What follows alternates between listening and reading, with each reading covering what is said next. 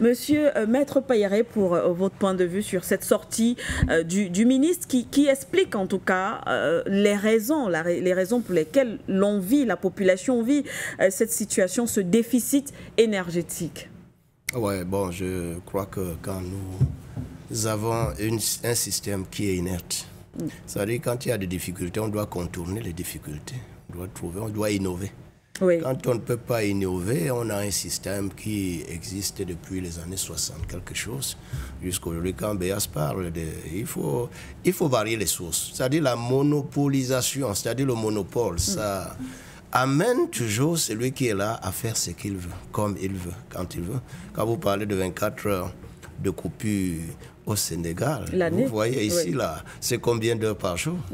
Il faut avoir la chance. Il faut avoir la chance d'avoir la lumière toute la journée. Ici, il faut avoir la chance d'avoir 10 heures avec la lumière, avec le courant électrique. On passe presque des jours. Oui. Si dans certains quartiers, des semaines. Les populations camerounaises n'étaient pas des populations résilientes, comme on le dit. Je crois que même avant que l'État ne parle, on aurait déjà beaucoup fait des choses dans ce pays. Donc l'État a intérêt à innover. Il y a beaucoup aujourd'hui, on parle de l'énergie solaire et tout cela. Est-ce que ça s'exploite déjà très bien au Cameroun? Les gens font comme ça. À l'expérimentation, on place des panneaux là, ça brille 1-2 fois. Et de troisième nuit, on ne voit plus rien. Vous voyez un peu au Cameroun, comme on le dit si bien, on a seulement à créer des gouffres financiers. On a parlé de Memvel et tous ces trucs-là à un certain moment, on croyait que ça venait pour résoudre le problème électrique au Cameroun. Ce n'est pas seulement le Cameroun, les populations augmentent, ça augmente un peu partout, que ce soit au Gabon, un peu partout. Pourquoi ceci cria au Cameroun? Et nous avons un réseau hydraulique assez riche. Le Cameroun n'est pas un désert. Pourquoi alors on ne peut pas innover en créant autant? Mais ce qui nous amuse au Cameroun, chaque fois qu'on veut créer quelque part, on met tellement les milliards et à la fin, on ne sait pas à quoi on servit ces milliards. Parce que quand on regarde tout ce qu'on a implanté, Nachigal, un peu partout, là, je crois quand on fait la somme, c'est des milliards, des faramineuses. Oui, quand même beaucoup d'argent qui ont été investis. Et alors, ça nous a rapporté quoi aujourd'hui pour que nous passions des nuits, des journées? Carrément, certains quartiers, ça fait 2 jours qu'ils n'ont pas la lumière. Oui. Vous voyez ça, vraiment, est-ce que ça nous honore, nous Camerounais? Donc, quand le ministre parle, il faudrait bien que le ministre ait de voir. Il faut innover, il faut mettre nos techniciens. Le Cameroun n'est pas un pays qui est pauvre en génie. Il y a des techniciens au Cameroun qu'il faut mettre sur la piste, mettre au travail pour qu'ils essayent de voir comment multiplier les sources de ravitaillement. Vous voyez, avec tout ce que nous avons là, on prend même des partenaires étrangers qui viennent avec des vieux appareils qu'ils placent parfois. Vous savez comment ces gens viennent nous sonner ici au Cameroun? Il y a eu, quand des spécialistes, c'est ceux qui sont impliqués à l'intérieur.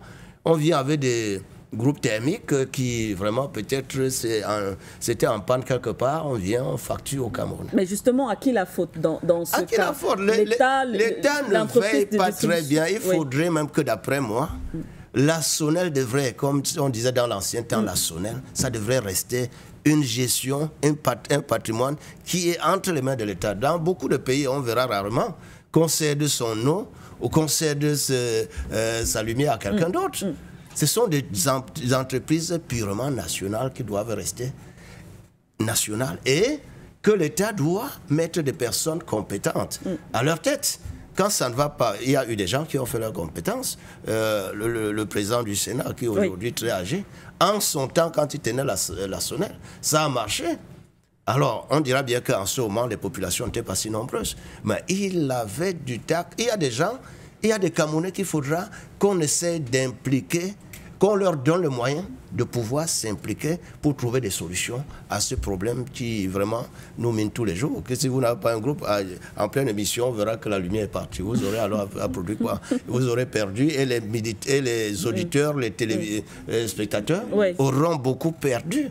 Donc la lumière, c'est quelque chose qui est très, très, très important. Je crois qu'il faudrait aussi, quand on place les fonds qu'on voie d'abord la faisabilité. Parce que je crois pour le cas de Nachtigal, tout ça, on n'a pas tellement pensé qu'en mettant tel nombre de milliards, on pouvait gagner.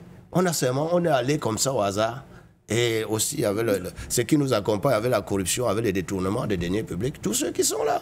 Quand ceux qui s'y sont, quand ils se mettent, le Cameroun aujourd'hui, quand ils se placent, ils pensent d'abord à garder quelque chose en poche. Bon, c'est vrai, on va nous dire, on les arrête, le TCS est là. Je continue à dire, j'ai l'habitude de dire sur le plateau, il faudrait que pour arrêter le vol là, qu'on passe parfois par l'exécution. Ce qui s'est passé tout dernièrement au Congo, ça fait jaser et c'est normal parfois. Parce que quand les gens sont déjà, ils ont pris goût à voler. Ouais, tous les milliards qu'on dit, parle de Mevel et tous ces trucs-là. Beaucoup, quand vous vérifiez, une bonne partie, c'est dans les poches des Camerounais. Donc vous pensez que c'est aussi du fait de cette corruption, comme justement, lorsque Eneo se plaint, par exemple, l'État lui doit de l'argent, vous pensez qu'il y a effectivement une sorte de détournement de fonds dans cette affaire? Tout à fait. Toutes ces structures étatiques qui doivent de l'argent à Eneo, vous croyez qu'il n'y a pas de l'argent qui est là-bas? Ils détournent à d'autres fins. Et maintenant, on se plaint de l'État. Quand il y a de l'argent, une institution comme l'université a bien de l'argent pour... Il y a un budget par rapport aux charges. Mais quand ça arrive, vient le moment où il faut payer les factures, on prend la couverture de l'État et après on dit, bon, ok, l'État doit. Et aussi l'État devrait donc normalement sanctionner ces mauvais gestionnaires de ces structures décentralisées.